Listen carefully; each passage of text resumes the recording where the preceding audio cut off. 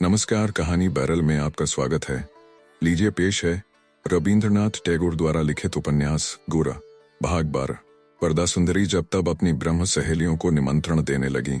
बीच बीच में उनकी सभा छत पर ही जुटती। हरिमोहिनी अपनी स्वाभाविक देहाती सरलता से स्त्रियों की आव भगत करती, लेकिन यह भी उनसे छिपा न रहता कि वे सब उनकी अवज्ञा करती हैं। यहाँ तक कि उनके सामने ही वरदा सुंदरी हिंदुओं के सामाजिक आचार व्यवहार के बारे में तीखी आलोचना शुरू कर देती, और उनकी सहेलियां भी विशेष रूप से हरिमोहिनी को निशाना बनाकर उसमें योग देती। मौसी के पास रहकर सुचरिता चुपचाप से यह आक्रमण सह लेती, बल्कि हट करके वह यही दिखाने की कोशिश करती कि वह भी अपनी मौसी के पक्ष में है। जिस दिन कुछ खाने पीने का आयोजन होता उस दिन बुलाए जाने पर सुचरिता कहती, नहीं, मैं नहीं खाती। यह क्या बात है, हम लोगों के साथ बैठकर नहीं खाओगी तुम? नहीं। वरदा सुंदरी कहती, सुचरिता आजकल महा हिंदू हो गई है, यह शायद तुम्हें मालूम नहीं। वह तो हमारा छुआ हुआ नहीं खाती। घबरा कर हरिमोहिनी कहती, राधा रानी बेटी आओ, तुम जाओ खाओ बेटी। गुट के लोगों में उन्हीं के कारण सुचरिता की ऐसी बदनामी होती है, इससे उन्हें बहुत दुख होता था, लेकिन सुचरिता अटल रहती। एक दिन किसी ब्रह्म लड़की ने कौतूहलवश जूता पहने हुए हरिमोहिनी के कमरे में प्रवेश करने की कोशिश की, पर सुचरिता ने रास्ता रोकर खड़े होते हुए कहा, इस कमरे में मत जाओ। क्यों? उस कमरे में ठाकुर हैं। ठाकुर हैं? तो तुम रोज ठाकुर पूजा करती हो? हरिमोहिनी ने कहा, हाँ बेटी, पूजा तो करती ही हूँ। ठाकुर पर विश्वास है? मुझ हतभागिनी में विश्वास कहाँ? विश्वास होता तो तर न जाती। ललिता भी उस दिन उपस्थिति थी। तैश में आकर प्रश्न करने वाली लड़की से पूछा उठी, तुम जिसकी उपासना करती हो क्या उस पर विश्वास करती हो? वाह, विश्वास नहीं करती तो क्या? जोर से सिर हिलाकर ललिता ने कहा, विश्वास तो करती ही नहीं, यह भी नहीं जानती कि विश्वास नहीं करती। आचार व्यवहार के मामले में सुचरिता अपने समाज के लोगों से अलग ना हो। हरिमोहिनी इसका बड़ा ध्यान रखती, लेकिन सफलता उन्हें किसी तरह न मिली। अब तक भीतर ही भीतर हरान बाबू और वरदा सुंदरी में एक विरोध का भाव रहता आया था, लेकिन इन घटनाओं से दोनों का अच्छा मेल हो गया। वरदा सुंदरी ने कहा, कोई कुछ भी न कहे, किंतु ब्रह्म समाज के आदर्श को शुद्ध रखने की ओर अगर किसी की नजर है तो पानू बाबू की। हरान बाबू ने भी सबके सामने अपना यह विचार प्रकट किया कि ब्रह्म परिवार को सब तरह निष्कलंक रखने के लिए वरदा सुंदरी की एकल दर्द भरी सजगता ब्रह्म गृहिणी मात्र के लिए एक उत्तम उदाहरण है। उनकी इस प्रशंसा में परेश बाबू पर एक कटाक्ष भी था। एक दिन हरान बाबू ने परेश बाबू के सामने ही सुचरिता से कहा, मैंने सुना है कि आजकल तुमने ठाकुर जी का प्रसाद खाना शुरू कर दिया है। सुचरिता का चेहरा लाल हो आया, लेकिन वह ऐसे शुरू कर दिया है। सुचरिता का चेहरा सजाकर रखने आया, लेकिन वह ऐसे ढंग से मेज पर रखे हुए कलमदान में कलम सजाकर रखने लगी जैसे उसने यह बात सुनी ही ना हो। एक करुणा भरी नजर से परेश बाबू ने उसकी ओर देखकर हरान बाबू से कहा, पानू बाबू, जो कुछ हम लोग खाते हैं सभी ठाकुर का प्रसाद है। हरान बाबू बोले, लेकिन सुचरिता तो हमारे ठाकुर का परित्याग करने की कोशिश कर रही हैं। परेश बाबू ने कहा, ऐसा भी यदि संभव हो तब उसके बारे में विवाद खड़ा करने से क्या प्रतिकार होगा? हरान बाबू ने कहा, जो बाढ़ में बहा जा रहा हो, क्या उसे किनारे पर लगाने की कोशिश नहीं की चाहे? परेश बाबू ने कहा, सब मिलकर उसके सिर पर ढेले फेंकने लगे। इसे किनारे लगाने की कोशिश नहीं कहा जा सकता। पानू बाबू, आप निश्चिंत रहिए। सुचरिता को मैं उसे बचपन से देखता आ रहा हूं। वह अगर पानी में ही गिरी होती तो आप सब लोगों से पहले ही जान जाता और उदासीन भी न रहता। हरान बाबू, सुचरिता तो यहीं मौजूद है, उनसे ही आप पूछ लीजिए ना। सुनता हूं हर किसी का छुआ वह नहीं खाती, यह बात क्या झूठ है? कलमदान पर अनावश्यक मनोयोग छोड़कर सुचरिता ने कहा, बाबा तो जानते हैं मैं हर किसी का छुआ नहीं खाती। मेरे इस आचरण को वह बर्दाश्त कर लेते हैं तो इतना ही बहुत है। आप लोगों को अच्छा ना लगे तो आप सब मेरी चाहे जितनी निंदा कर लीजिए, बाबा को क्यों तंग करते हैं? वह आप लोगों का कितना कुछ क्षमा कर देते हैं। यह क्या आप जानते हैं? यह क्या उसी का प्रतिफल है? हरान बाबू अचंभे में आ गए, सोचने लगे, सुचरिता भी आजकल जवाब देना सीख गई है। स्वभाव से परेश बाबू शांति प्रिय थे। अपने या दूसरों के संबंध में अधिक चर्चा उन्हें पसंद नहीं थी। अभी तक उन्होंने ब्रह्म समाज में किसी तरह का कोई प्रधान पद स्वीकार नहीं किया। अपने को किसी तरह सामने न लाकर एकांत में ही जीवन यापन करते रहे। हरान बाबू परेश बाबू की इस प्रवृत्ति को उत्साहहीनता और उदासीनता समझते रहे हैं और इसके लिए परेश बाबू की निंदा भी करते रहे हैं। जवाब में परेश बाबू ने इतना ही कहा है कि ईश्वर ने सचल और अचल दो प्रकार के पदार्थ रचे हैं, मैं बिल्कुल अचल हूँ। मुझ जैसे आदमी से जो काम लिया जा सकता है वह ईश्वर पूरा करा लेंगे, और जो संभव नहीं है उसकी चिंता से क्या फायदा। मेरी उम्र अब काफी हो गई है। मुझ में किस काम की सामर्थ्य है और किसकी नहीं, इसका फैसला हो चुका है। अब ठेल ठाल कर मुझे कहीं ले जाने की कोशिश बेकार है। हरान बाबू की धारणा थी कि शिथिल हृदय में भी उत्साह का संचार कर दे सकते हैं, जड़मती को भी रास्ते लगा देने और पथभ्रष्ट जीवन को अनुताप से विगलित कर देने की उनमें सहज क्षमता है। उनका विश्वास था कि उनकी शुभ इच्छा इतनी एकाग्र और बलवान है कि कोई उसके विरुद्ध अधिक नहीं टिक सकता। उन्हें यकीन था कि उनके समाज के लोगों के व्यक्तिगत चरित्र में जो सब अच्छा परिवर्तन हुए हैं, किसी न किसी तरह वह स्वयं उसके मुख्य कारण रहे हैं। उन्हें इसमें कोई संदेह न था कि भीतर ही भीतर उनका अलक्षित प्रभाव भी असर करता रहता है। अभी तक उनके सामने जब भी किसी ने सुचरिता की विशेष प्रशंसा की है, उन्होंने उसे कुछ ऐसे भाव से ग्रहण किया है जैसे वह उन्हीं की प्रशंसा हो। उनकी इच्छा रही है कि उपदेश, दृष्टांत और संगति के प्रभाव से सुचरिता के चरित्र को वह ऐसा गठित कर देंगे कि इसी सुचरिता के जीवन के द्वारा लोक समाज में उनका आश्चर्यमय प्रभाव प्रमाणित हो जाएगा। उसी सुचरिता के इस शोचनीय पतन से स्वयं अपनी क्षमता के बारे में उनका गर्व जरा भी कम नहीं हुआ, बल्कि इसका सारा दोष उन्होंने परेश बाबू के सिर मढ़ दिया। परेश बाबू की प्रशंसा लोग बराबर करते आए हैं, लेकिन हरान बाबू ने कभी उसमें योग नहीं दिया। इसमें भी उन्होंने कैसी दूरदर्शिता का परिचय दिया है, यह अब सब पर खुलासा हो जाएगा। इसकी भी उन्हें आशा थी। हरान बाबू जैसे लोग और सब कुछ सह सकते हैं, लेकिन जिन्हें वह विशेष रूप से हित के मार्ग पर चलाना चाहते हों, वे ही अपनी बुद्धि के अनुसार स्वतंत्र मार्ग का अवलंबन करें। इस अपराध को वे किसी तरह क्षमा नहीं कर सकते। सहज ही उन्हें छोड़ देना भी उनके लिए असंभव होता है। जितना ही वह देखते हैं कि उपदेश का कुछ फल नहीं हो रहा है, उतना ही उनकी हट बढ़ती जाती है और वह लगातार आक्रमण करते जाते हैं। जैसे जब तक चाबी न खत्म हो जाए तब तक मशीन नहीं रुकती, वैसे ही वे भी किसी तरह अपने को नहीं संभाल सकते। जो कान उनसे विमुख हैं, उनमें एक ही बात को 1000 बार दोहराकर भी वह हार मानना नहीं चाहते।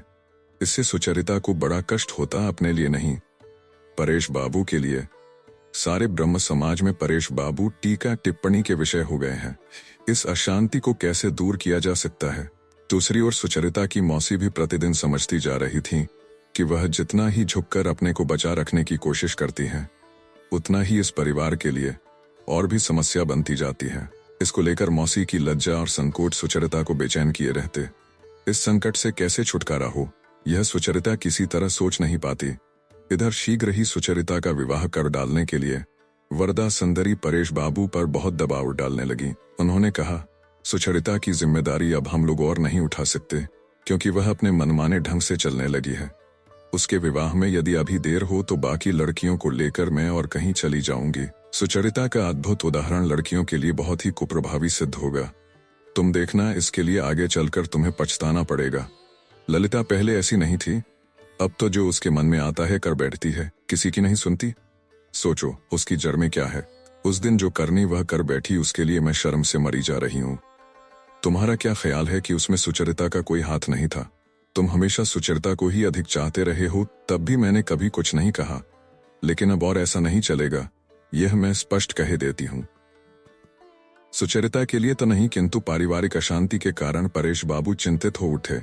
वरदा सुंदरी जिस बात को पकड़ लेंगी उसे पूरा करने की कोई कोशिश बाकी न रखेंगी, और जितना ही देखेंगी कि आंदोलन से कोई नतीजा नहीं निकलता है, उतना ही और हट पकड़ती जाएंगी। इसमें उन्हें कोई संदेह नहीं था। सुचरिता का विवाह किसी तरह जल्दी हो सके तो वर्तमान अवस्था में सुचरिता के लिए भी वह शांतिदायक हो सकता है, इसमें भी संदेह नहीं। उन्होंने वरदा सुंदरी से कहा, अगर पानू बाबू सुचरिता को राजी कर सकें तो विवाह के बारे में मैं कोई आपत्ति नहीं करूंगा। वरदा सुंदरी ने कहा, और कितनी बार उसे राजी करना होगा? तुम तो हद करते हो, और इतनी खुशामद भी किस लिए? मैं पूछती हूँ, पानू बाबू जैसा पात्र तुम्हें और मिलेगा कहाँ? चाहे तुम गुस्सा ही करो, लेकिन सच बात यही है कि सुचरिता पानू बाबू के योग्य नहीं है। परेश बाबू बोले, सुचरिता के मन का भाव पानू बाबू के प्रति कैसा है, यह मैं ठीक नहीं समझ सका। इसीलिए जब तक वे लोग आपस में ही बात साफ न कर लें, तब तक मैं इसमें कोई दखल नहीं दे सकता। वरदा सुंदरी ने कहा, नहीं समझ सके, इतने दिन बाद आखिर स्वीकार करना ही पड़ा। उस लड़की को समझना आसान नहीं है, वह बाहर से कुछ और है, भीतर से कुछ और। वरदा सुंदरी ने हरान बाबू को बुला भेजा। अखबार में उस दिन ब्रह्म समाज की वर्तमान दुर्गति की आलोचना छपी थी। उसी में परेश बाबू के परिवार की ओर से ऐसे इशारा किया गया था कि कोई नाम न रहने पर भी यह बिल्कुल स्पष्ट हो गया था कि आक्रमण किस पर किया गया है, और लिखने के ढंग से यह अनुमान करना भी मुश्किल न था कि उसका लेखक कौन है। एक बार उसे सरसरी नजर से देखकर सुचरिता उस अखबार के टुकड़े टुकड़े कर रही थी। उसे इतना क्रोध आ रहा था मानो फाड़ते फाड़ते अखबार की चिंदियों को जब तक कणों में परिणत न कर लेगी तब तक रुकेगी नहीं। उसी समय हरान बाबू आकर एक कुर्सी खींचकर सुचरिता के पास बैठ गए। एक बार चेहरा उठाकर भी सुचरिता ने नहीं देखा। जैसे अखबार फाड़ रही थी वैसे ही फाड़ती रही। हरान बाबू बोले, सुचरिता, आज एक गंभीर बात करनी है, मेरी बात जरा ध्यान से सुननी होगी। सुचरिता कागज फाड़ती रही। हाथों से जब और टुकड़े करना असंभव हो गया तब कैंची निकालकर उससे और टुकड़े करने लगी। ठीक इसी समय ललिता ने कमरे में प्रवेश किया। हरान बाबू ने कहा, ललिता, मुझे सुचरिता से कुछ बात करनी है। ललिता कमरे से जाने लगी तो सुचरिता ने उसका आंचल पकड़ लिया। ललिता ने कहा, पानू बाबू को तुमसे कुछ बात जो करनी है। कोई जवाब दिए बिना सुचरिता ललिता का आंचल पकड़े रही। इस पर ललिता सुचरिता के आसन के कोने पर बैठ गई। हरान बाबू किसी भी बाधा से दबने वाले शख्स नहीं है। उन्होंने और भूमिका बांधे बिना सीधे ही बात छेड़ दी। बोले, विवाह में और देर करना मैं उचित नहीं समझता। परेश बाबू से मैंने कहा था, उन्होंने कहा है कि तुम्हारी सम्मति मिलते ही और कोई बाधा न रहेगी। मैंने तय किया है कि इस रविवार से अगले रविवार को ही। उन्हें बात पूरी न करने देकर सुचरिता ने कहा, नहीं। सुचरिता के मुंह से यह अत्यंत संक्षिप्त लेकिन स्पष्ट और उद्धत नहीं सुनकर हरान बाबू चौंक गए। वह सुचरिता को अत्यंत आज्ञाकारिणी ही जानते आए थे। वह अपनी एकमात्र नहीं के बाण से उनके प्रस्ताव को आधे रास्ते में ही बेध कर ध्वस्त कर देगी, इसकी उन्होंने कल्पना भी नहीं की थी। उन्होंने रुखाई से पूछा, नहीं नहीं माने क्या? तुम और देर करना चाहती हो? सुचरिता ने कहा, नहीं। विस्मित होकर हरान बाबू ने कहा, तो फिर? सिर झुकाकर सुचरिता ने कहा, विवाह में मेरी सम्मति नहीं सके, माने। व्यंग्यपूर्वक ललिता ने कहा, पानू उसे बाबू, आज आप बंगला भाषा भूल रहे हैं क्या? एक कठोर दृष्टि से हरान बाबू ने ललिता को चुप करना चाहते हुए कहा, मातृभाषा भूल रहे हूं, यह बात स्वीकार करना उतना कठिन नहीं है जितना यह स्वीकार करना कि जिस व्यक्ति की बात पर हमेशा विश्वास करता आया हूं उसे मैंने गलत समझा। ललिता ने कहा, व्यक्ति को समझने में समय लगता है, शायद यह बात आपके बारे में भी कही जा सकती है। हरान बाबू बोले, मेरी बात या राय या व्यवहार में शुरू से ही कभी कोई भेद नहीं रहा है। कभी मैंने किसी को गलत समझने का कोई अवसर नहीं दिया। यह बात मैं जोर देकर कह सकता हूँ, सुचरिता ही कहे कि मैं सही कह रहा हूँ या नहीं। ललिता फिर कुछ जवाब देने जा रही थी कि उसे रोकते हुए सुचरिता ने कहा, आप ठीक कहते हैं, आपको मैं कोई दोष नहीं देती। हरान बाबू ने कहा, अगर दोष नहीं देती तो फिर मेरे साथ ऐसी ज्यादती क्यों करती है? दृढ़ स्वर में सुचरिता ने कहा, अगर आप इसे ज्यादती कहते हैं तो मेरी ज्यादती ही है। लेकिन तभी बाहर से पुकार आई, दीदी आप कमरे में हैं। सुचरिता ने चहककर जल्दी से उठते हुए कहा, आइए।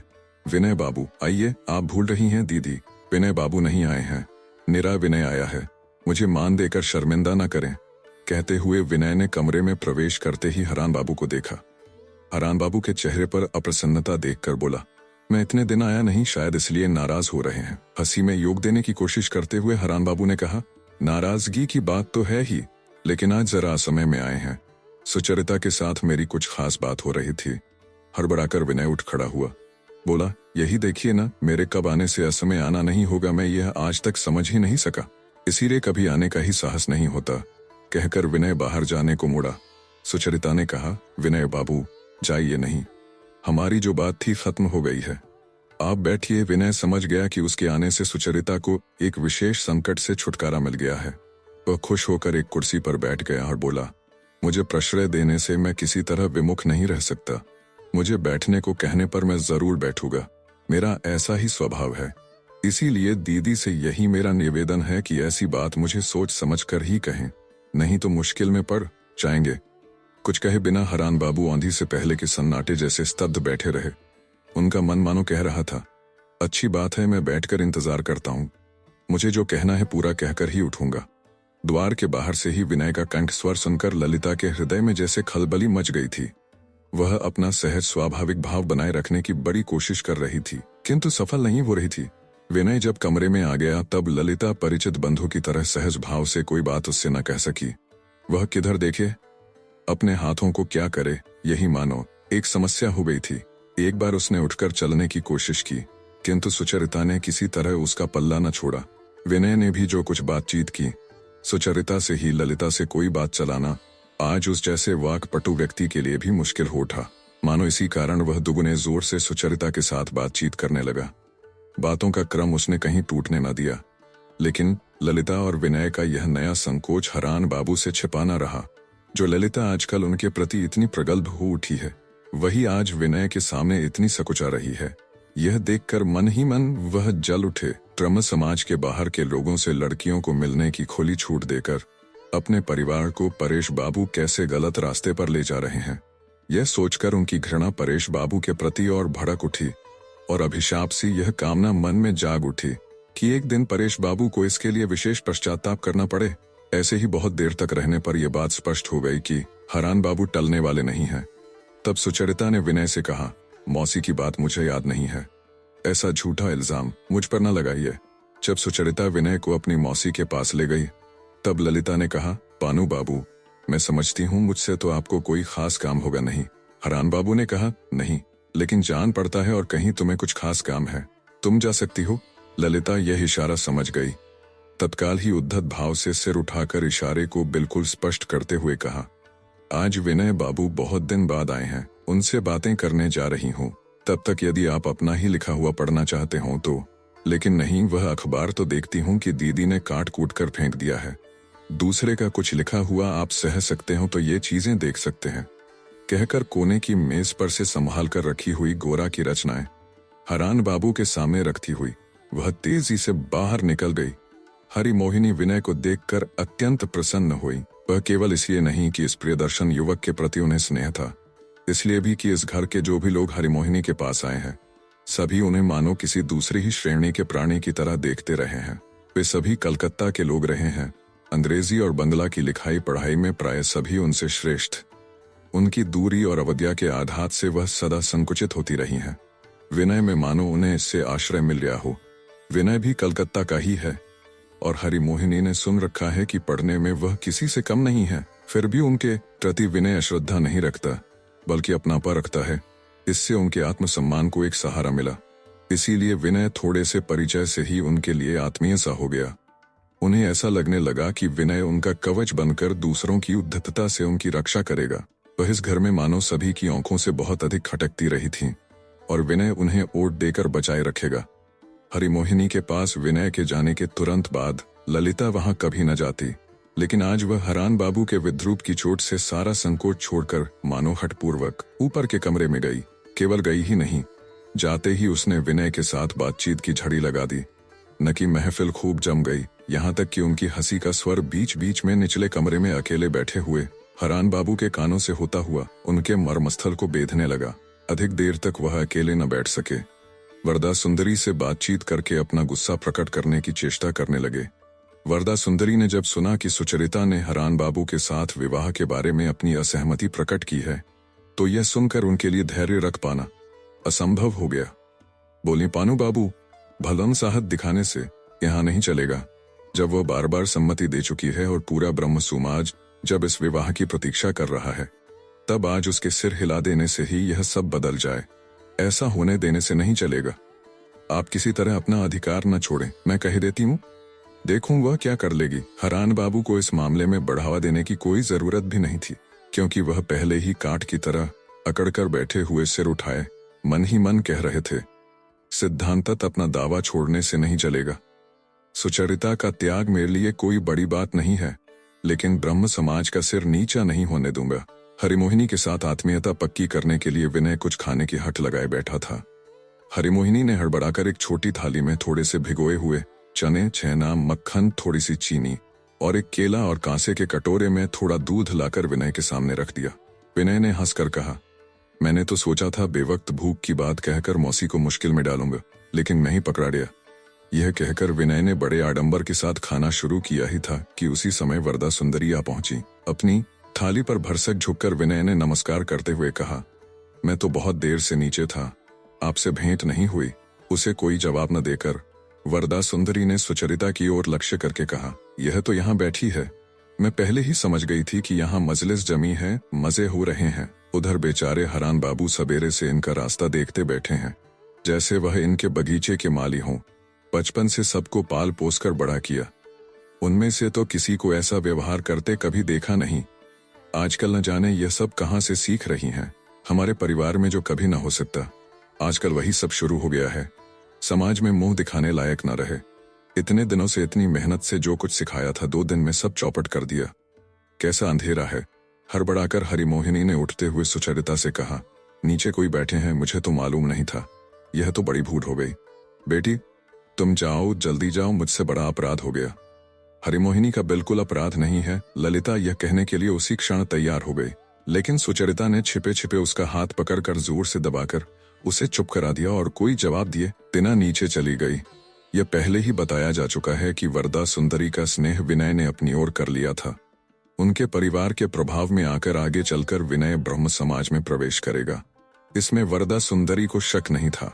वह विनय को मानो अपने हाथों से गढ़कर बना रही हैं, इसका गर्व भी उन्हें था।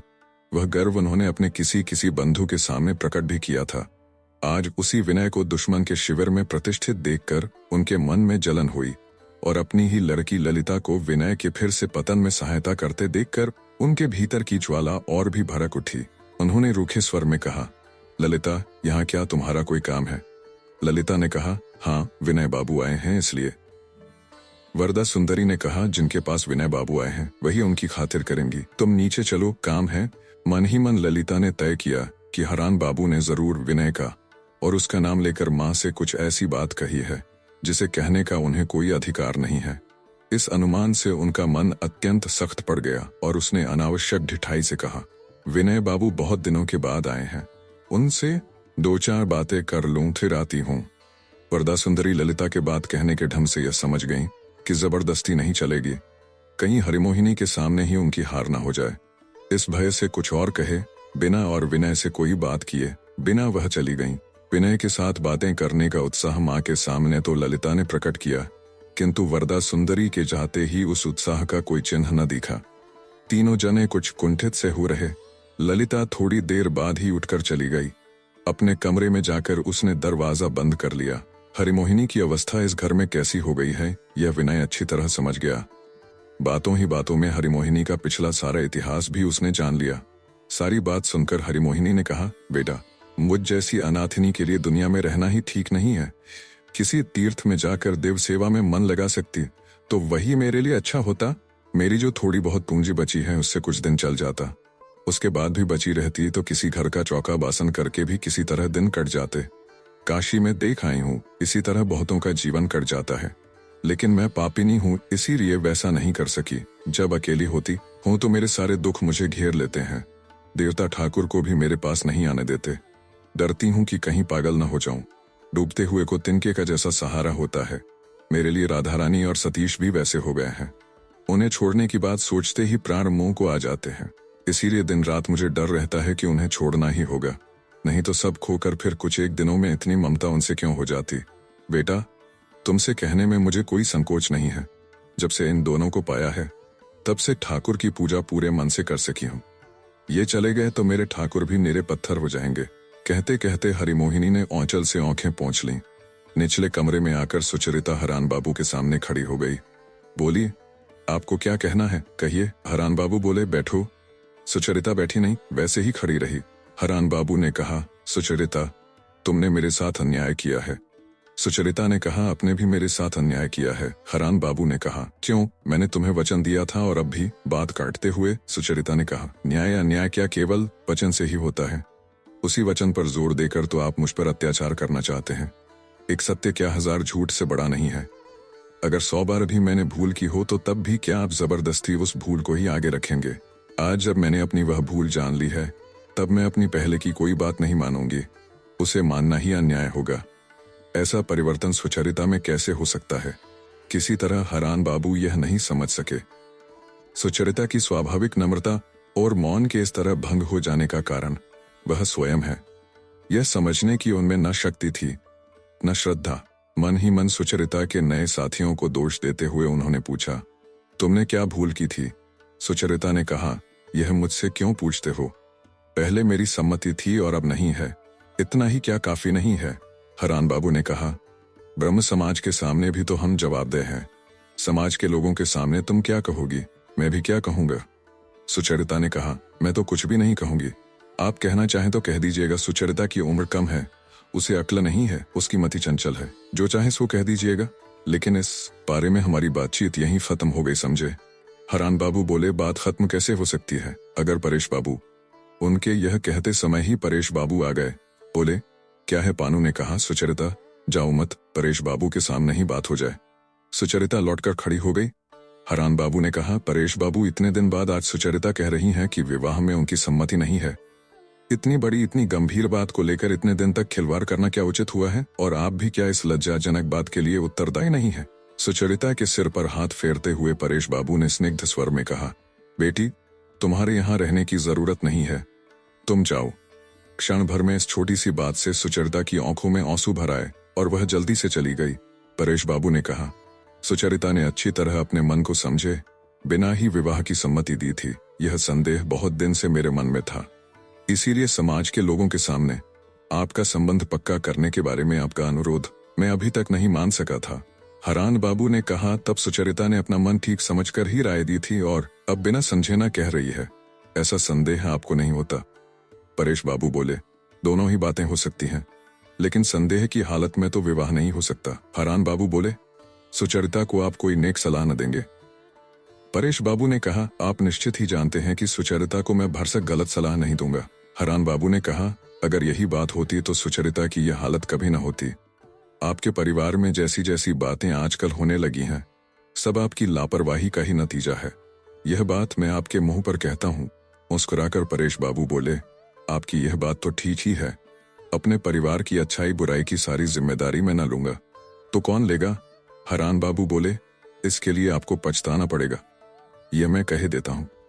परेश बाबू ने कहा, पछतावा तो ईश्वर की दया है। पानू बाबू, मैं अपराध से ही डरता हूं, पश्चाताप से नहीं। कमरे में आकर सुचरिता ने परेश बाबू का हाथ पकड़कर कहा, बाबा, उपासना का वक्त हो गया है। परेश बाबू ने पूछा, पानू बाबू आप जरा बैठेंगे? हरान बाबू बोले, नहीं, और शीघ्रता से चले गए। अपने अंतस के साथ और बाहरी परिस्थिति के साथ एक साथ ही सुचरिता का जो संघर्ष आरंभ हो गया था, उससे वह भयभीत हो गई थी। गोरा के प्रति उसके मन का जो भाव इतने दिनों से उसके अजाने गहरा होता जाता था, और गोरा के जेल जाने के बाद से जो उसके सामने बिल्कुल स्पष्ट और दुर्निवार हो उठा था, उसे वह कैसे संभाले, उसका क्या परिणाम होगा, यही वह सोच नहीं पा रही थी। न इसकी बात वह किसी से कह सकती थी, भीतर ही भीतर कुंठित होकर रह जाती थी। अपनी इस गहरी वेदना को लेकर वह अकेली बैठकर अपने साथ किसी तरह का समझौता कर सके, इसका भी अवकाश उसे नहीं मिला था, क्योंकि हरान बाबू सारे समाज को भड़काकर उसके द्वार पर जुटाने का प्रयास कर रहे थे। यहाँ तक कि समाचार पत्रों में डोंडी पिटवाने के भी लक्षण दिख रहे थे। इन सब के ऊपर सुचरिता की मौसी की समस्या ने भी कुछ ऐसा रूप ले लिया था कि उसका बहुत जल्दी कोई हल निकाले बिना काम नहीं चल सकता था। सुचरिता ने समझ लिया था कि अब उसका जीवन एक संधि स्थल पर आ पहुंचा है, जहां से आगे चिर परिचित मार्ग पर अपने अभ्यस्त निश्चिंत भाव से और नहीं चला जा सकेगा। इस संकट के समय एकमात्र परेश बाबू ही उसके अवलंबन थे। उसने उनसे कोई सलाह या उपदेश नहीं मांगा। बहुत सी बातें ऐसी थीं जिन्हें वह परेश बाबू के सामने नहीं रख सकती थी, और कुछ बातें ऐसी थीं जो अपनी लज्जाजनकहीनता के कारण ही इस लायक नहीं थीं। परेश बाबू का संग ही चुपचाप उसे जैसे पिता की गोद में या माता के वक्ष की ओर खींच लेता था। इस संकट के समय एकमात्र परेश बाबू ही उसके अवलंबन थे। उसने उनसे कोई सलाह या उपदेश नहीं मांगा। बहुत सी बातें ऐसी थीं जिन्हें वह परेश बाबू के सामने नहीं रख सकती थी, और कुछ बातें ऐसी थीं जो अपनी लज्जाजनकहीनता के कारण ही इस लायक नहीं थी। परेश बाबू का संग ही चुपचाप उसे जैसे पिता की गोद में या माता के वक्ष की ओर खींच लेता था। परेश बाबू जाड़े के दिन होने के कारण अब सांझ को बगीचे में नहीं जाते थे। घर के पश्चिम की ओर के छोटे कमरे में खुले दरवाजे के सामने आसन बिछाकर वह उपासना के लिए बैठते थे। पके बालों से मंडित उनके शांत चेहरे पर सूर्यास्त की आभा पड़ती रहती थी। सुचरिता उस समय दबे पैरों से आकर चुपचाप उनके पास बैठ जाती थी। अपने अशांत व्यथित चित्त को वह परेश बाबू की उपासना की गहराई में डुबा देती थी। आजकल उपासना के बाद परेश बाबू अक्सर ही देखते कि उनकी यह कन्या, यह छात्र चुपचाप उनके पास बैठी है। उस समय इस बालिका को वह एक अनिर्वचनीय आध्यात्मिक मधुरता से घिरी हुई देखकर पूरे अंतकरण से उसे नीरव आशीर्वाद देने लगते थे। ईश्वर से मिलन ही एकमात्र परेश बाबू के जीवन का लक्ष्य था, इसलिए उनका चित्त हमेशा उसी की ओर उन्मुख रहता था जो कि सत्यतम और श्रेयतम हो। इसीलिए उनके लिए संसार कभी असह्य नहीं होता था। इस प्रकार उन्होंने अपने भीतर ही एक स्वाधीनता प्राप्त कर ली थी। किसी कारण मत अथवा आचरण के मामले में किसी दूसरे के प्रति वह किसी तरह की जबरदस्ती नहीं कर सकते थे। मंगलमय के प्रति निर्भरता और समाज के प्रति धैर्य उनके लिए अत्यंत स्वाभाविक था। यह धैर्य उनमें इतना प्रबल था कि सांप्रदायिक प्रवृत्ति के लोग उनकी बुराई करते थे, लेकिन वह बुराई को भी ऐसे ग्रहण कर सकते थे कि वह उन्हें चोट भले ही पहुंचाए, किंतु विचलित नहीं कर सकती थी। वह रह रहकर एक ही बात की आवृत्ति मन ही मन किया करते थे, मैं और किसी के हाथ से कुछ नहीं लूंगा, सब कुछ उसी ईश्वर के कर कमलों से लूंगा। परेश बाबू के जीवन की इस गंभीर निस्तब्ध शांति का स्पर्श पाने के लिए जब तक कोई न कोई कारण निकालकर सुचरिता उनके पास आ जाती।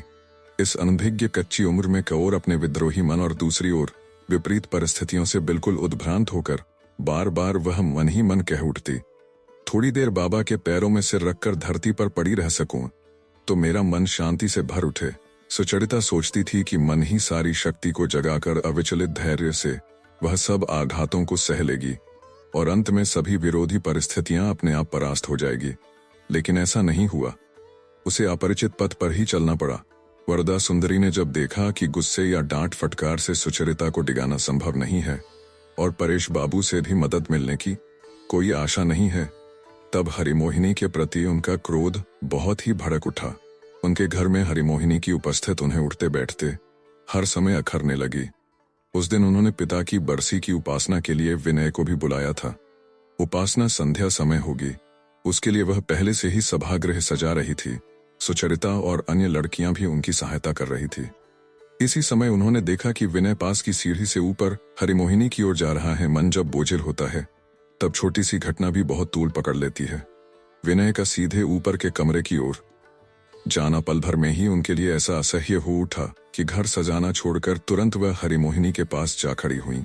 उन्होंने देखा चटाई पर बैठा विनय आत्मियों की भांति घुल मिलकर हरिमोहिनी से बातें कर रहा है। वरदा सुंदरी कह उठी, देखो हमारे यहाँ तक जितने दिन रहना चाहो रहो, मैं तुम्हें अच्छी तरह ही रखूंगी, लेकिन यह मैं कह देती हूँ कि तुम्हारे उस ठाकुर को यहाँ नहीं रखा जा सकता। हरिमोहिनी सदा गांव देहात में ही रही थी। उनकी ब्रह्म लोगों के बारे में यही धारणा थी कि वे ख्रिस्तानों की ही कोई शाखा है, इसलिए उनके संपर्क में आने के बारे में हरिमोहिनी को सोच संकोच होना तो स्वाभाविक ही था, लेकिन हरिमोहिनी से मिलने जुलने में उन लोगों को भी संकोच हो सकता है। यह बात धीरे धीरे कुछ दिनों से ही उनकी समझ में आ रही थी। उन्हें क्या करना चाहिए, वह इसी की चिंता से व्याकुल हो रही थी। ऐसे समय में आज एकाएक वरदा सुंदरी के मुंह से यह बात सुनकर उन्होंने अच्छी तरह समझ लिया कि अब और चिंता करने का समय नहीं है, कुछ न कुछ निश्चय उन्हें कर लेना चाहिए। पहले उन्होंने सोचा कलकत्ता में ही कहीं मकान लेकर रहेगी, जिससे बीच बीच में सुचरिता और सतीश को देखती रह सकें, लेकिन थोड़ी सी पूंजी में कलकत्ता का खर्च कैसे चलेगा। यूं अकस्मात वरदा सुंदरी औंधी की तरह आकर चली गई, पर विनय सिर झुकाकर चुपचाप बैठा रहा। थोड़ी देर चुप रहकर हरिमोहिनी बोल उठी, मैं तीर्थ जाऊंगी, तुम में से कोई मुझे पहुंचा आ सकेगा? बेटा, विनय ने कहा, जरूर पहुंचा सकूंगा, लेकिन उसकी तैयारी में तो 2-4 दिन लग जाएंगे। तब तक मौसी तुम चलकर मेरी माँ के पास रहो। हरिमोहिनी ने कहा, बेटा मेरा बोझ बहुत भारी बोझ है। विधाता ने मेरे सिर पर न जाने क्या गठरी लाद दी है कि मुझे कोई संभाल नहीं सकता। जब मेरी ससुराल भी मेरा भार नहीं उठा सकी तभी मुझे समझ लेना चाहिए था, लेकिन बेटा मन बड़ा ही ढीठ है। इस सूनी छाती को भरने के लिए मैं इधर उधर भटक रही हूँ और मेरा यह खोटा भाग्य भी हर समय मेरे साथ है। अब रहने दो बेटा, और किसी के घर जाने की जरूरत नहीं है। जो सारी दुनिया का बोझ ढोते हैं उन्हीं के चरणों में अब मैं भी शरण लूंगी, और कुछ मुझसे अब नहीं होता। कहती हुई हरिमोहिनी बार बार आंखें पोंछने लगी। विनय ने कहा, ऐसा कहने से नहीं चलेगा मौसी, मेरी माँ से और किसी की तुलना नहीं की जा सकती। अपने जीवन का सारा भार जो भगवान को सौंप दे सकते हैं, दूसरों का भार लेते उन्हें कोई क्लेश नहीं होता, जैसे कि मेरी माँ है, या जैसे यहाँ आपने परेश बाबू को देखा है। मैं कुछ नहीं सुनूंगा, एक बार तुम्हें अपने तीर्थ की सैर करा लूंगा, फिर मैं तुम्हारा तीर्थ देखने चलूंगा। हरिमोहिनी ने कहा, तब पहले एक बार उन्हें खबर तो देनी। विनय ने कहा, हम लोगों के पहुंचते ही माँ को खबर हो जाएगी, वही तो पक्की खबर होगी। हरिमोहिनी ने कहा, तो कल सवेरे। विनय ने कहा, क्या जरूरत है, आज रात को ही चला जाए। संध्या हो रही थी। सुचरिता ने आकर कहा, विनय बाबू, माँ ने आपको बुला भेजा है, उपासना का समय हो गया है। विनय ने कहा, मुझे मौसी से बात करनी है, आज तो नहीं जा सकूंगा। असल में वरदा सुंदरी की उपासना का निमंत्रण आज विनय किसी तरह स्वीकार नहीं कर पा रहा था। उसे ऐसा लग रहा था कि यह सब एक विडंबना है। घबराकर हरिमोहिनी ने कहा, बेटा विनय, तुम जाओ, मेरे साथ बातचीत फिर हो जाएगी, पहले तुम्हारा काम हो जाए फिर आ जाना। विनय ने समझ लिया कि उसका सभा में ना जाना, इस परिवार में जिस विप्लव का सूत्रपात हो चुका है, उसे कुछ और बढ़ावा देना ही होगा। इसलिए वह उपासना में चला गया, किंतु उसमें पूरा मन नहीं लगा सका। उपासना के बाद भोज भी था। विनय ने कहा, आज मुझे भूख नहीं है। वरदा सुंदरी बोली, भूख का क्या दोष है, आप तो ऊपर ही खा पी आए हैं। हंसकर विनय ने कहा, हाँ, लालची लोगों का यही हश्र होता है, जो सामने है उसके लालच में भविष्य खो बैठते हैं। कहकर वह जाने लगा। वरदा सुंदरी ने पूछा, शायद ऊपर जा रहे हैं। संक्षेप में विनय हाँ कहकर बाहर हो गया। दरवाजे के पास ही सुचरिता थी। मृदु स्वर में उससे बोला, दीदी, एक बार मौसी के पास आइएगा, कुछ खास बात करनी है। ललिता आतिथ्य में व्यस्त थी। एक बार हरान बाबू के निकट उसके आते ही वह अकारण कह उठे, विनय बाबू तो यहाँ पर नहीं है, वह तो ऊपर गए हैं। ललिता यह सुनकर वहीं खड़ी हो गई और उनके चेहरे की ओर आंखें उठाती हुई बिना संकोच बोली, मुझे मालूम है, मुझसे मिले बिना वह नहीं जाएंगे। यहाँ का काम खत्म कर मैं अभी ऊपर जाऊंगी। ललिता को वह जरा भी कुंठित न कर सके। इससे हरान के भीतर घुटती हुई जलन और भी बढ़ गई। विनय सहसा सुचरिता को क्या कह गया, जिसके थोड़ी देर बाद ही सुचरिता भी उसके पीछे चली गई।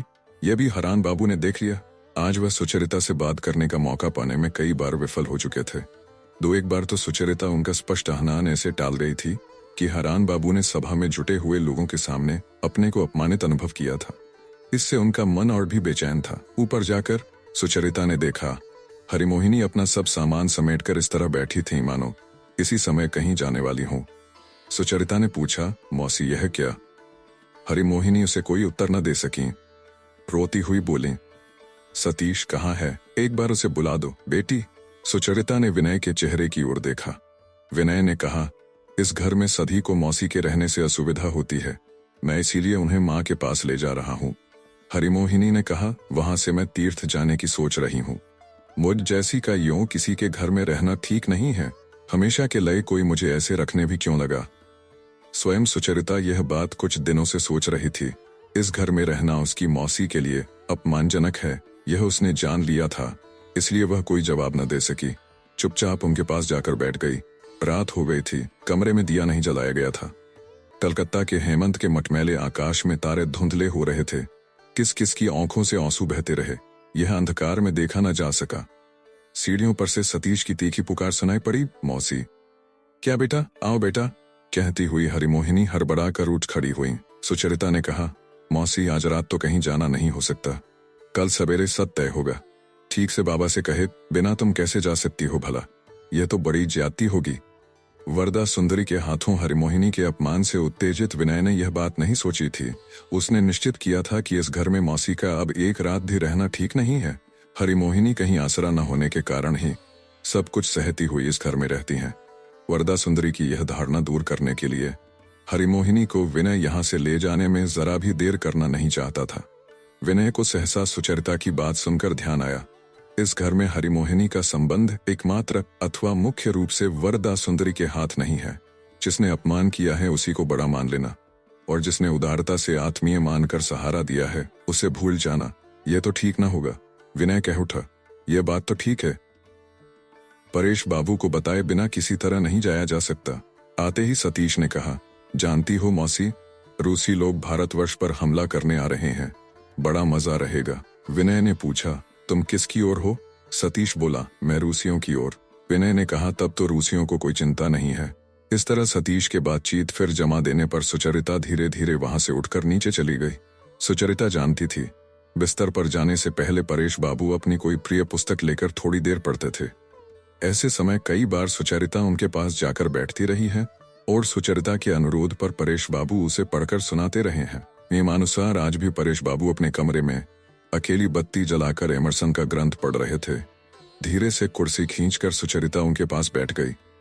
परेश बाबू ने पुस्तक रखकर एक बार उसके चेहरे की ओर देखा। सुचरिता का संकल्प टूट गया। वह घर की कोई बात न कर सकी। बोली, बाबा मुझे भी पढ़कर सुनाओ। परेश बाबू पढ़कर उसे समझाने लगे। 10 बज जाने पर पढ़ाई समाप्त हुई। तब सुचरिता यह सोचकर कि सोने से पहले परेश बाबू के मन में किसी प्रकार का क्लेश उत्पन्न न हो, कोई बात कहे बिना धीरे धीरे जाने लगी। स्नेह भरे स्वर में परेश बाबू ने उसे पुकारा, राधो। वह लौट आई। परेश बाबू ने कहा, तुम अपनी मौसी की बात कहने आई थी ना। उसके मन की बात परेश बाबू जान गए हैं। इससे विस्मित होते हुई सुचरिता ने कहा, हाँ बाबा, लेकिन अब रहने दो, कल सवेरे बात होगी। परेश बाबू ने कहा, बैठो। सुचरिता के बैठ जाने पर वह बोले, यहाँ तुम्हारी मौसी को कष्ट होता है, यह बात मैं सोचता रहा हूँ। उनका धर्म, विश्वास और आचरण लावण्य की माँ के संस्कारों को इतनी अधिक चोट पहुंचाएगा। पहले यह मैं ठीक नहीं जान सका। जब साफ देख रहा हूँ कि इससे उन्हें दुख होता है, तब इस घर में तुम्हारी मौसी को रखने से वह घुटती ही रहेंगी। सुचरिता ने कहा, मौसी यहाँ से जाने के लिए तैयार बैठी हैं। परेश बाबू ने कहा, मैं जानता था कि वह जाएंगी। तुम दोनों ही उनके एकमात्र अपने हो। उन्हें ऐसे अनाथ होकर तुम लोग नहीं जाने दे सकोगे, यह भी मैं जानता हूँ। इसीलिए कुछ दिनों से मैं इस बारे में सोच रहा था।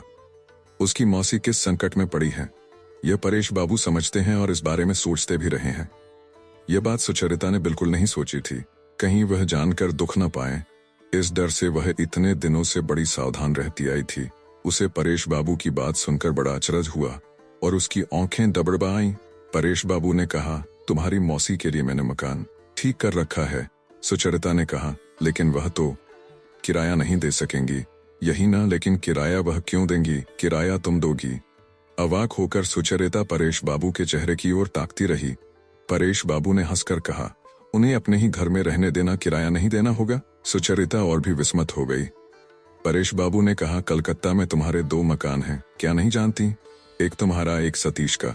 मरते समय तुम्हारे पिता मुझे कुछ रुपया सौंप गए थे, उसी पर सूद जोड़कर मैंने कलकत्ता में 2 मकान खरीदे हैं। अब तक उनका जो किराया आता रहा है वह भी जमा होता रहा है। तुम्हारे मकान के किराएदार अभी कुछ दिन पहले चले गए हैं। वहां रहने में तुम्हारी मौसी को कोई परेशानी न होगी। सुचरिता ने कहा, वहां वह क्या अकेली रह सकेंगी? परेश बाबू ने कहा, उनके अपने तुम लोगों के रहते हुए वह अकेली क्यों रहेंगी? सुचरिता ने कहा, मैं यही बात कहने आ जाई थी।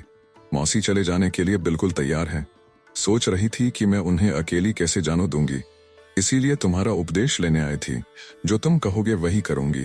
परेश बाबू ने कहा, हमारे घर से लगी हुई यह जो गली है, इसी गली में 2-3 मकान छोड़कर तुम्हारा मकान है। इस बरामदे में खड़े होने से वह मकान दिख जाता है। तुम लोग वहां रहोगे तो ऐसे आरक्षित नहीं रहोगे, बराबर देखता सुनता रहूंगा। एक बहुत बड़ा बोझ सुचरिता की छाती पर से उतर गया। बाबा को छोड़कर कैसे जाऊंगी, यह चिंता उसका पीछा नहीं छोड़ रही। लेकिन जाना ही होगा, यह भी उसे बिल्कुल निश्चित दिख पड़ता है। आवेगपूर्ण हृदय लिए सुचरिता चुपचाप परेश बाबू के पास बैठी रही। परेश बाबू भी जैसे अपने को अंतकरण की गहराई में डुबोए हुए स्तब्ध बैठे रहे। सुचरिता उनकी शिष्या थी, उनकी कन्या थी, उनकी सुहृदय थी। वह उनके जीवन से और यहाँ तक कि उनकी ईश्वर उपासना से भी गुंथी हुई थी। जिस दिन वह चुपचाप आकर उनकी उपासना में योग देती, उस दिन जैसे उनकी उपासना एक विशेष पूर्णता पा लेती। प्रतिदिन अपने मंगलपूर्ण स्नेह से सुचरिता के जीवन को गढ़ते गढ़ते उन्होंने अपने जीवन को भी एक विशेष आकृति दे दी थी। जैसी भक्ति और एकांत नम्रता के साथ सुचरिता उनके निकट आ खड़ी हुई थी, वैसे कोई और उनके पास नहीं आया था। फूल जैसे आकाश की ओर ताकता है, उसी तरह उसने अपनी संपूर्ण प्रकृति उनकी ओर उन्मुख और उद्घाटित कर दी थी। ऐसे एकाग्र भाव से किसी के पास आने से मनुष्य की दान करने की शक्ति अपने आप बढ़ जाती है। अंतकरण जलभार से झुके हुए बादल की भांति अपनी परिपूर्णता के कारण ही झुक जाता है। अपना जो कुछ सत्य है, श्रेष्ठ है, उसे किसी अनुकूल चित्त को प्रतिदिन दान करते रहने के सुयोग के बराबर कोई दूसरा शुभ योग मनुष्य के लिए नहीं हो सकता। सुचरिता ने वही दुर्लभ सुयोग परेश बाबू को दिया था, इसीलिए उनका संबंध सुचरिता के साथ अत्यंत गंभीर हो गया था। उसी सुचरिता के साथ आज उनके बाह्य संपर्क के टूटने का अवसर आ गया है। अपने जीवन रस से पूरी तरह फल को पकाकर पेड़ से उसे मुक्त कर ही देना होगा। इसके लिए मन ही मन वह जिस गहरी टीस का अनुभव कर रहे थे, उसे वह अंतर्यामी के सामने निवेदित करते जा रहे थे। सुचरिता का पाथेय जुट गया है। अपनी शत से प्रशस्त मार्ग पर सुख दुख, आघात प्रतिघात और नए अनुभव की प्राप्ति का जो आह्वान उसे मिलेगा, उसकी तैयारी परेश बाबू कुछ दिन पहले से ही देख रहे थे। मन ही मन वह कह रहे थे, जाओ वत्से, यात्रा करो। तुम्हारे चिरजीवन को मैं मात्र अपनी बुद्धि और अपने आश्रय से छाए रखूं, यह कभी नहीं हो सकता। ईश्वर तुम्हें मुझसे मुक्त करके विचित्र के भीतर से तुम्हें चरम परिणाम की ओर खींच ले जावे। उन्हीं में तुम्हारा जीवन सार्थक हो, यह कहकर शैशव से ही स्नेह में पली हुई सुचरिता को मन ही मन वह अपनी ओर से ईश्वर को अर्पित की गई पवित्र उत्सर्ग सामग्री की भांति सौंप रहे थे। वरदा सुंदरी पर परेश बाबू ने क्रोध नहीं किया, न अपनी गृहस्थी के प्रति मन में किसी विरोधाभाव को कोई आश्रय दिया। वह जानते थे कि नई वर्षा की जल राशि तंग किनारों के बीच सहसा आ जाने से बड़ी हलचल मचती है। उसका एकमात्र उपाय यही है कि उसे खुले क्षेत्र की ओर बह जाने दिया जाए। वह जानते थे कि कुछ दिनों से सुचरिता के आसपास इस छोटे से परिवार में जो अप्रत्याशित घटनाएं घटित होती रही हैं, उन्होंने उसके जमे हुए संस्कारों को हिला दिया है। उसे यहाँ रोके रखने की चेष्टा न करके उसे मुक्ति देने से ही उसके स्वभाव के साथ सामंजस्य स्थापित होगा और शांति हो सकेगी। यह समझकर चुपचाप वह ऐसा आयोजन कर रहे थे कि जिससे सहज ही यह शांति और सामंजस्य स्थापित हो सके। थोड़ी देर दोनों चुपचाप बैठे रहे कि घड़ी में 11 बज गए। तब परेश बाबू उठ खड़े हुए और सुचरिता का हाथ पकड़कर उसे दुमंजिले के बरामदे में ले गए। सांझ के आकाश की धुंध तब तक छट गई थी और निर्मल अंधकार में तारे जगमगा रहे थे। परेश बाबू सुचरिता को पास खड़ी कर निस्तब्ध रात में प्रार्थना करते रहे, संसार का सारा असत्य नष्ट कर हमारे जीवन में परिपूर्ण सत्य की निर्मल मूर्ति उद्भासित हो उठे। आप सुन रहे थे कहानी बैरल से रबींद्रनाथ टैगोर द्वारा लिखित उपन्यास गोरा, भाग 12। वीडियो पसंद आया तो इसे लाइक करिए और चैनल को भी सब्सक्राइब कीजिए। धन्यवाद।